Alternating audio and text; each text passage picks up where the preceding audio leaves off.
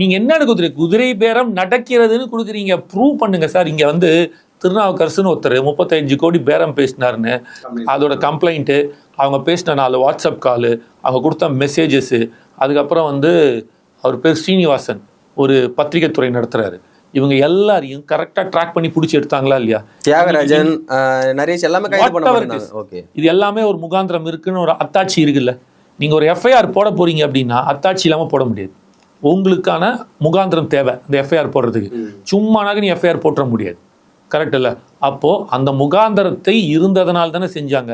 யார் மூலமாக நடந்துச்சு? செந்தில் பாலாஜி அவர் தம்பி அசோக் குமார் தான் இது காரணன்ற வரைக்கும் தெளிவுபடுத்தினாங்களா இல்லையா? அந்த எம்எல்ஏ கம்ப்ளைண்ட் கொடுத்தாரா இல்லையா? இளையராஜான்றவர் கொடுத்தார்ல, கொடுத்து ப்ரூவ் பண்ணார்ல. அது ஒரு ஆப்ரேஷனாக பார்த்து தெளிவாக எடுக்கப்பட்டுச்சா இல்லையா கமிஷனரால், சென்னை கமிஷனரால்?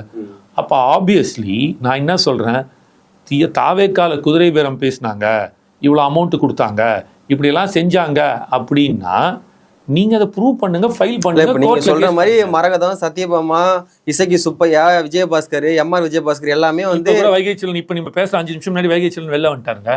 என்னங்க பிரச்சனை? வைகை செல்வன் எம்எல்ஏவா? இல்லையே. நீங்க கட்சி ஆரம்பிச்சு 2 வருஷம் எம்எல்ஏ மட்டும் வெளில வராங்க. கட்சி ஆரம்பிச்சு ஒரே சிம்பிள், எம்எல்ஏ மட்டும் வெளில வராங்களா இல்ல கட்சியில இருக்க நிறைய தொண்டர்களும் வராங்க?